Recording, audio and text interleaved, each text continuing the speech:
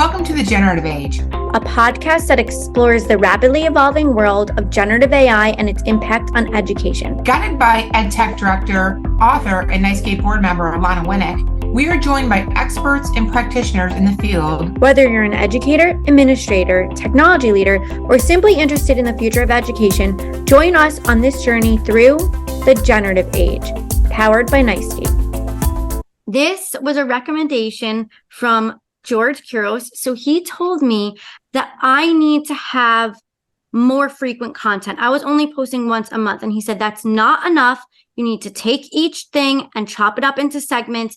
So thank you, George. I promised you I'd do this, and here I'm doing a part 2 and I'm segmenting it. In this episode, we welcome cool cat teacher Vicki Davis. Here's a little prompt, because we're talking about generative AI. We all know what a prompt is, right? So we have a prompt for you from John Spencer. Mm-hmm. Obviously, artificial intelligence has amplified the need for human skills. But I'm curious, what does she think are the timeless skills that were important 200 years ago that will be important 200 years from now? What do you think? Great question. I had mentioned it earlier. I talked to my students a lot about not having idea bankruptcy. So I took my students into Adobe Firefly, where they could literally create any generative AI art they wanted. I had 3 or 4 students who said, well, I don't know what to type in. So I stopped and I taught a whole day of brainstorming, because here you have the capability of putting any kind of art you want and anything you want, and you can't think of something. And so I wrote on the board that idea bankruptcy equals 0 output. But then I said idea wealth plus lack of focus equals 0 output. So you can't just implement every idea that pops into your head. You need to have a lot of ideas, but that if you can have idea wealth, but also focus and intentional selection of those ideas and the ability to implement ideas, then you can productively add to society. So the ability to ideate, the ability to invent a timeless intelligence, human intelligence on subject areas. Some examples I have given my students, I don't need to be using ChatGPT to talk about brain surgery. But if I was a brain surgeon and I used it, it might actually help me do some of my job as a brain surgeon. But I would have the intelligence to be able to supervise it. So human intelligence is even more important than ever. And AI is a multiplier effect for the amount of intelligence you have. If you don't have intelligence and you use AI, it's actually a negative, because you could be deceived by it. But then the final most important timeless thing is integrity. The ability to look at someone and know that they are being truthful with you and they're being truthful with themselves. And as I told a student the other day, a half truth is a whole lie. And this is just such an issue, because you can definitively pretty much know that someone is using AI, and we don't try to play gotcha, but there is a matter of integrity. And if somebody says, I used AI, but if you're not supposed to use it, you're not supposed to use it. Are you going to have that integrity? And it's a tough one, because many years ago, when I was in school and was valedictorian in my high school class, oh yeah, thanks. But I had the person who was salutatory, and everybody wanted her to get it, and so they were feeding her the answers. And but today, if I was in school, if I was going to have integrity, I might have to be happy being in the top 10%.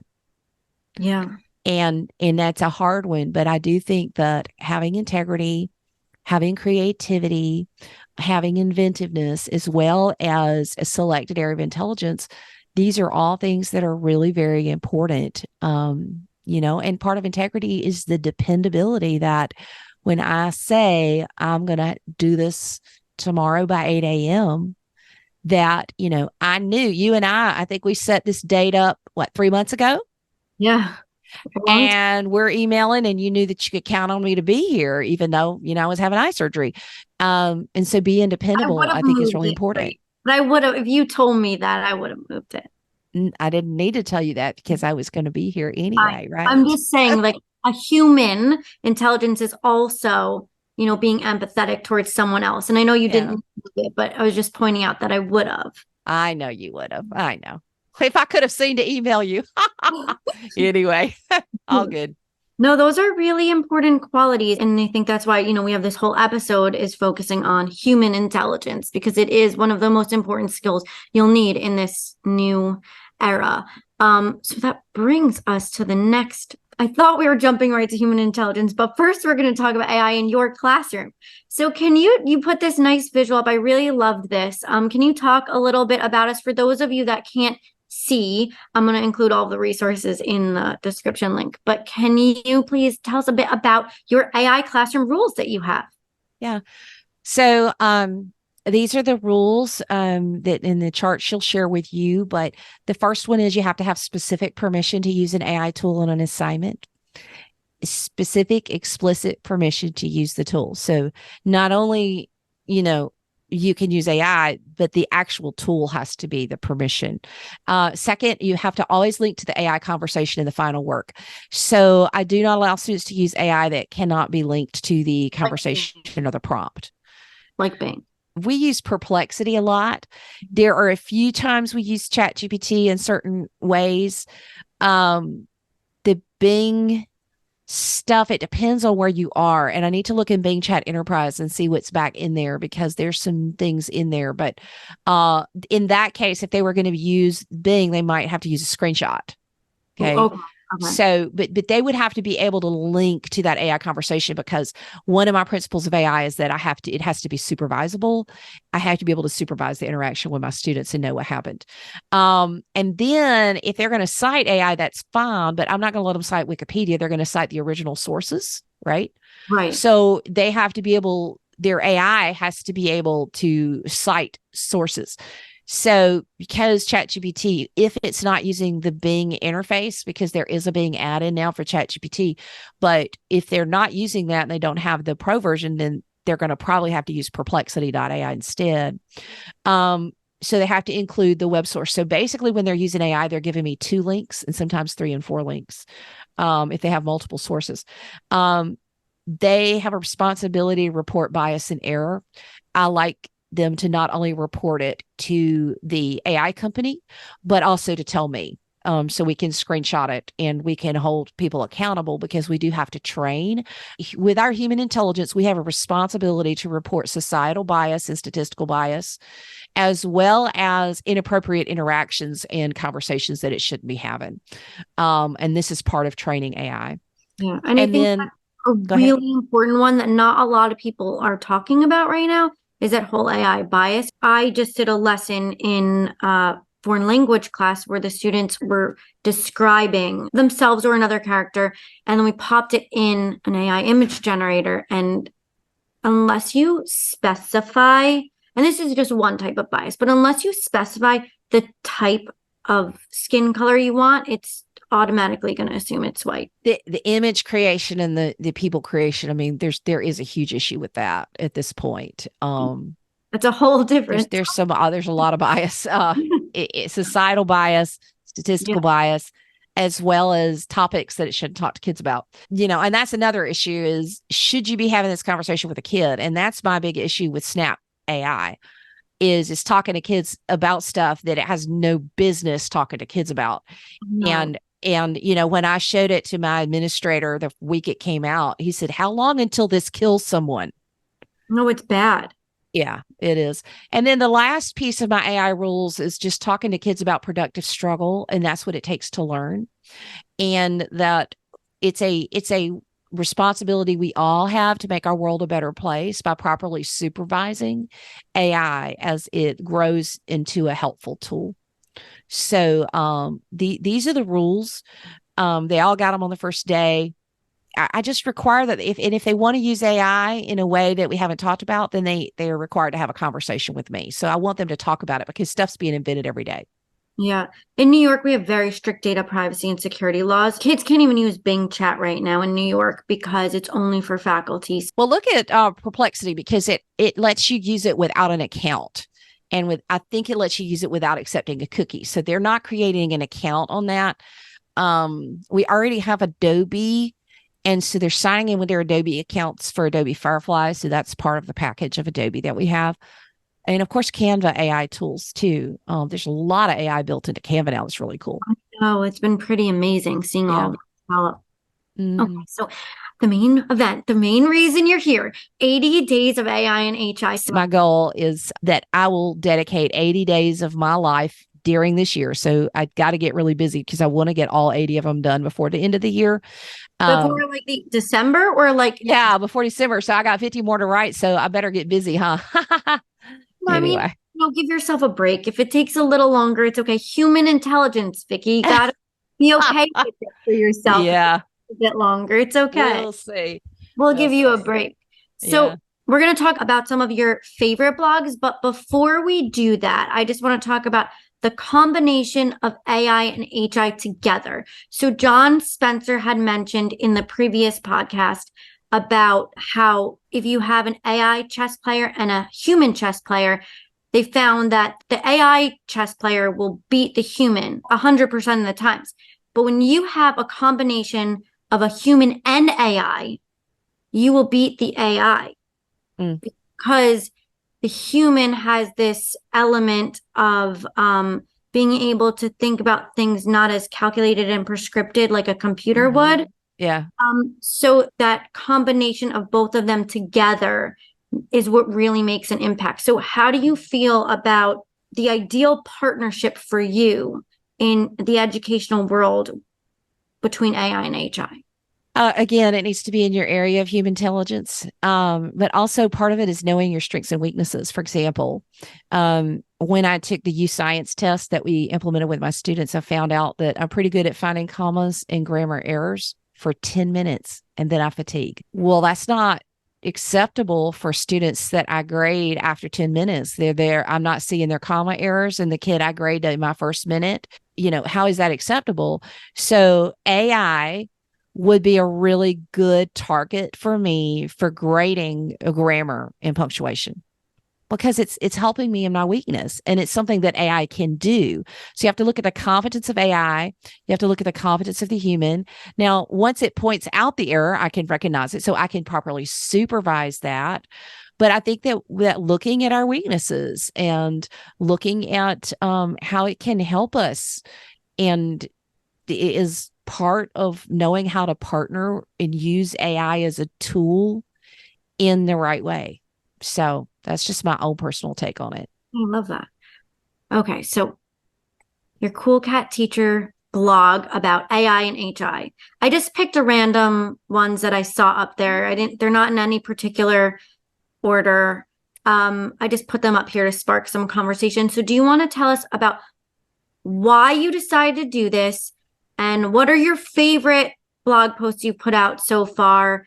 Most popular one is what do I do if I think ChatGPT wrote my student's paper? That's the most popular one, where I went through and I actually ran a sample that I knew was written by ChatGPT through and showed how you could not prove that it was written by AI, except for the student admitting that it was written by AI. So I think that's real important. I've got one more post in a series about why schools need to have AI policies. I think it's really dangerous if schools don't have AI policies, because class rank is about to be a real problem. A real problem. If you haven't had an AI policy or released an AI policy, and those class ranks come out at Christmas, and we know that class ranks are changing because of AI, because if you are keeping an eye on things, you're seeing patterns happen. And when you have kids drop who didn't use AI and kids who go up that did use AI, and it gets back to parents are going to be very upset about it. And so the 21 there is part of that, harnessing the future of AI. I wrote a piece for Edutopia about productive struggle in math. getting ready to do some more with that. I actually think it's very important to teach art in a way that kids can generate art. So I think art class is going to change in a really good way. It's going to get an upgrade. Hadn't blogged about that, but that's where I'm heading next in some of my research. I kind of want to be able to look back and be able to track this season and look at all the changes. So that's part of why I'm like, okay, I need 80 days of snippets of what happened. I wish I had done that during the COVID process and the learning process and made myself have the discipline to capture a certain number of days, and I could have seen all the changes happen.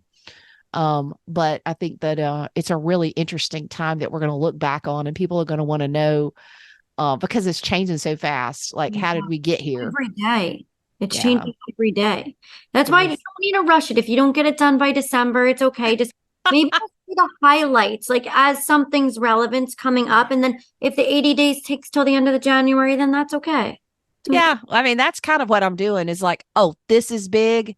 Yeah. Write about it. I'm getting ready to write about idea bankruptcy because it really blew my mind to have kids look at this tool that could create any kind of artwork and go, oh, what do I type in the box? Yeah. Like, isn't that going to be the question for the next 20 years? What do I type in the box? Yeah. I just went to a presentation last week, and it was by a Harvard professor, Chris Dede. Oh, he's amazing. Yeah, he's been around a while. Yeah. And so the title of his talk was, if AI is the answer, what is the question? Oh, I bet that was interesting. He's great. He is great. Is there anything else about the 80 days of AI and HI that you want to talk about? Like you, I could talk a lot about the different things. I think the thing is that everybody's selling a course. I don't know that you need a course. The best prompts I'm finding are on like these prompt boards where I could, but do you really need 100 prompts? I mean, the other thing is that I'm really looking for writers that are not using AI with their writing, except maybe to check their spelling and grammar. So these folks who are just giving me ChatGPT blog posts, I'm kind of like steering clear of it because I really want that human intelligence of how we're actually using it. So that's just my own thought as you look at the AI stuff. I think that the stuff that is human written and improved by AI really stands out as being better stuff than the stuff that's being generated by AI. Like, who wants to read a bunch of stuff generated by ChatGPT? Yeah, no. I have very untraditional writing methods. The way that I write is I actually dictate my thoughts. So I do speech to text dictation, and then I run it through an AI because I say like and so I ask AI to remove my filler words and to help me format it in more of a writing style. Yeah. Do you have an app that you dictate it to? I just do it on my Google Doc, and then I just paste it over. Or there's like labs. I try to use all the main things and push them as much as I can. But yeah, most of my writing is done with speech to text, and then I use the AI to help me rewrite it in more of a written tense. And then I go back and edit it. So then it always sounds like my voice. Like even with my own book, my teachers that read it, that know me, they were like, how did you use AI? It sounds like you. Like it actually sounds like you're talking to me. So like I'm so confused by it. But I think, once you get to a point of where you and I are, and hopefully our students will get to be there, then it just enhances what you have to say instead of using it to create the thoughts for you. Mm-hmm. Yep. So I don't know if you watch Black Mirror. Do you watch this show, Black Mirror? My husband's watched it some, but I have not watched it. But tell everybody about it. So there's this one episode of Black Mirror that it really essentially is AI. I'm not going to ruin the ending for you if you haven't seen it, but there's these people that are on what's, I guess, like a dating app. So it matches you with a human. And if you look at this little dial that it gives you, it will tell you this relationship will last only for like 2 hours. Like maybe it's just that date, or this relationship will last a month or 4 months or a year or 10 years. And then people start relying on this technology to tell them if they're compatible. So I found that really interesting. Like, yes, that's about dating, not about education. But I think as we see more and more technology and AI pop up where maybe the AI is telling you that this student performs at X level and they're only going to get to this level by the end of the year. And then a teacher might have a bias now about that student. What do you think about this? Well, there's a difference between predictive analytics and becoming a self-fulfilling prophecy. And, they've studied beliefs about students. It's the old Pygmalion in the classroom study where they took 3 teachers and said, you are the teachers who have the most opportunity for improvement in the whole district. We have selected all of the students who have the most opportunity for improvement and put you together, but the only requirement is you can't tell anybody. And then those students and those teachers actually led the whole district in their achievement. Then you got to the very end and they told them, guess what? The selections were random. That particular test, that research study studied for one thing. It studied for the belief of the teachers in their students' ability to learn. And while predictive tools can be helpful, there is a line that we cannot cross between predicting in a way to help us teach and predicting in a way that biases people.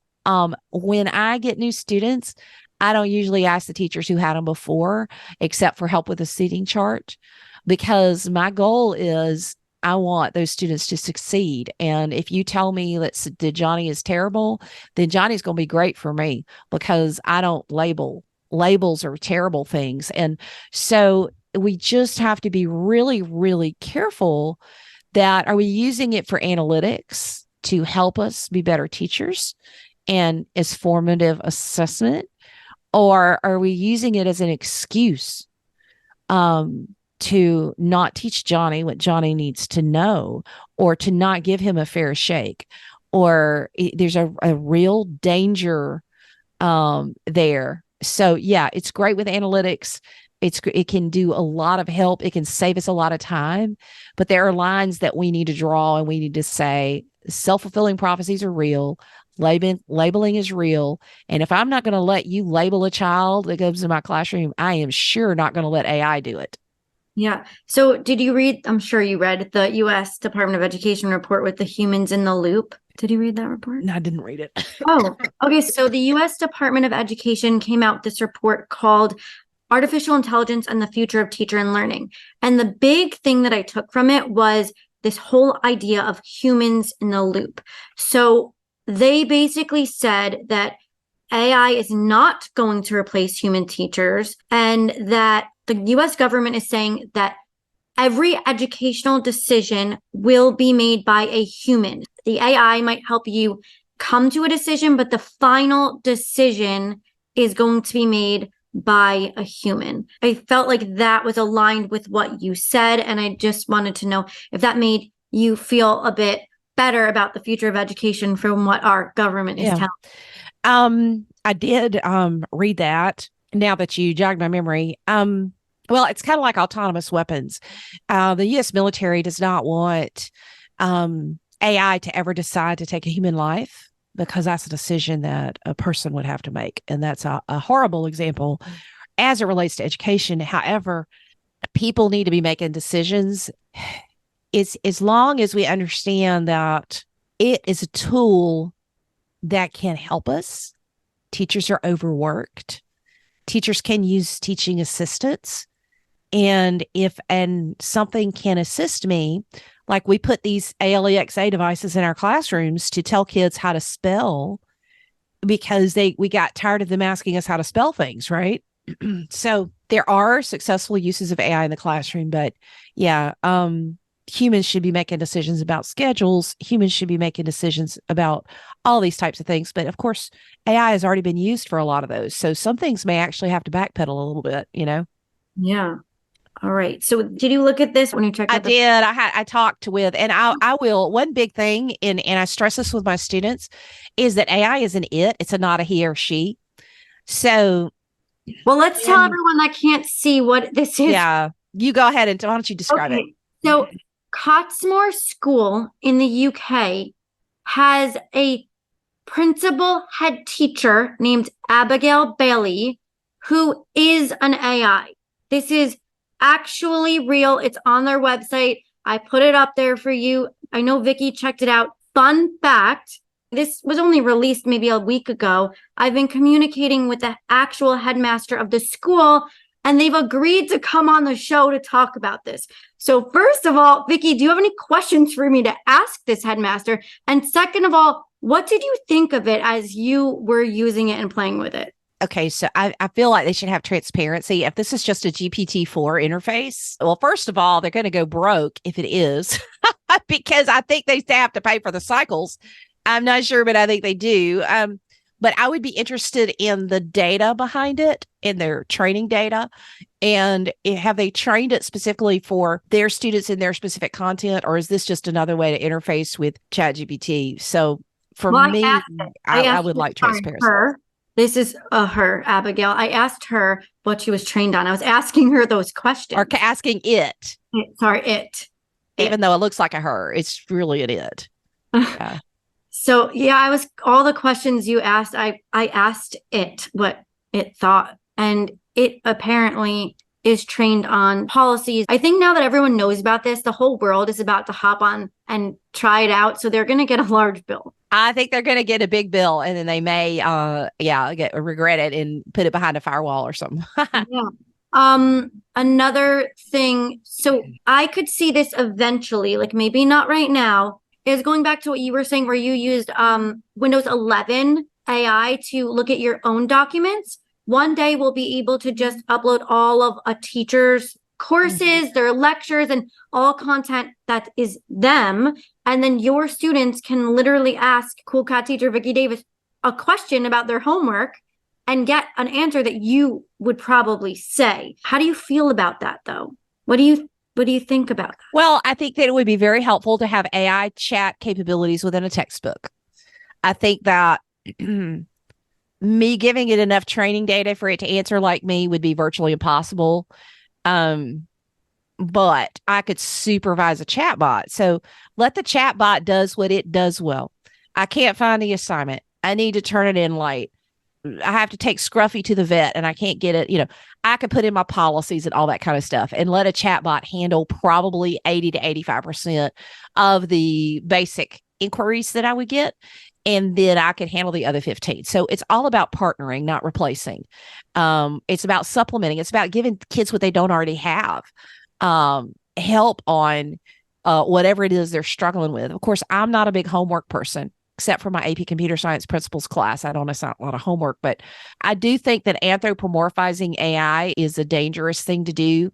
And we've got to be real careful that we help people understand it is a tool. And AI is the ability for machines to imitate humans.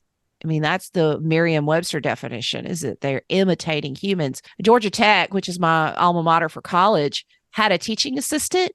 And until one of the people in the class figured it out over halfway through the semester, they did not tell the students that it was AI.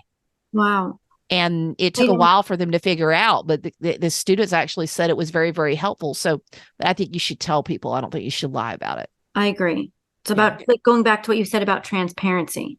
Yeah. So we're just going to really quickly go through these resources for you. I put up 2 for leaders, and then I have some of Vicki's for the teachers out there. TGA released the AI Guidance for Schools Toolkit. It offers you principles for AI in education, sample school guidance, how to revise your existing policies, customizing a presentation, engaging parents, staff, and students, and a whole toolkit of tools that you can use.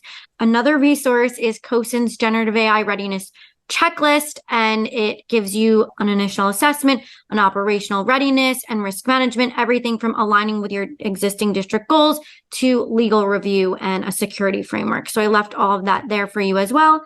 And then if you're a teacher and you want to learn about AI, check out Cool Cat teacher Vicki Davis, who has so many resources for you and so many more to come. So do you want to just tell them about your resources really fast?